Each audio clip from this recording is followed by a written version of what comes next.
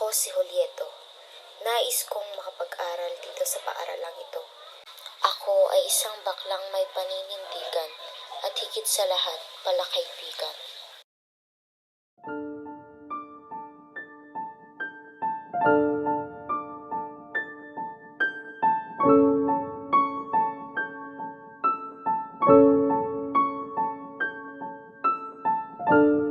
Alam niyo ba na may bagong pasok dito sa amin? May pagtitipat na naman tayo. May nata siya ipapakilala. Anong pinag-uusapan niyo?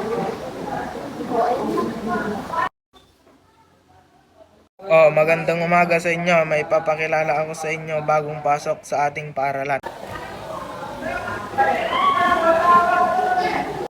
Mayong buntag, ako si Julieto Lumantas, gikan sa Panagaan National High School, Unta, Dawaton, Quezon. Maaari ka nang umupo.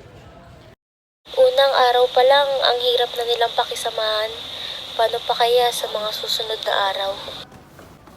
Ay, sorry.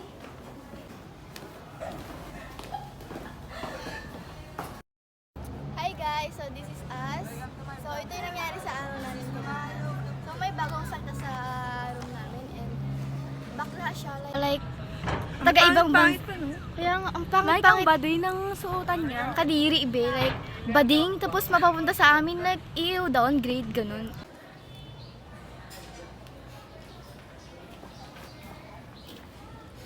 Uy, okay ka lang?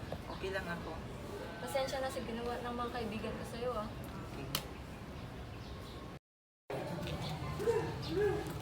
Ano ba? Anong sorry?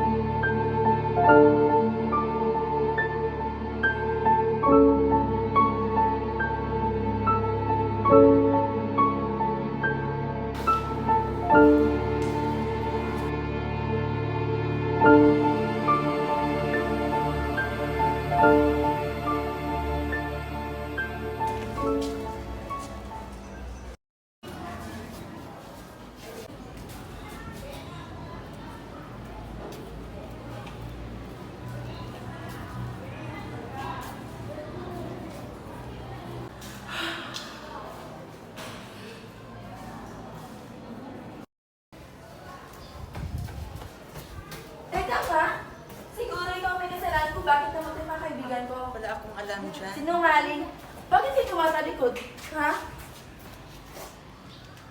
Sigurado ka bang wala kang alam? Oo, sigurado ako, wala akong alam dyan.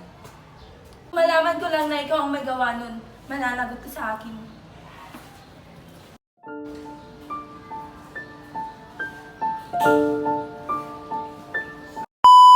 Ano ang mga communication breakdown ang naipakita dito sa short film? Maingay sa paligid. Hindi pagtanggap sa ibang lengguwahe. Anxiety. Kaaway. Hindi pagkakaunawaan. Di pagtanggap sa sariling opinyon. Pagtanggap sa kasarian. Iba-iba ang pinapakinggang opinyon. Ano ang dapat maaari nating gawin?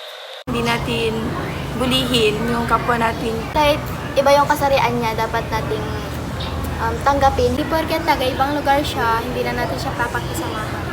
Diyad lang ang pagkakaroon ng ibang lengguwahe at ibang kasarian at kultura sa pagkikitungo sa ibang tao. Kilalanin muna natin bago natin husgahan. Hindi lahat ng bago ay kailangan husgahan. Pantay-pantay ang pagkikitungo sa ibang tao. Ako sa kanila, pero kaya kong tumayo sa sarili kong mga paa.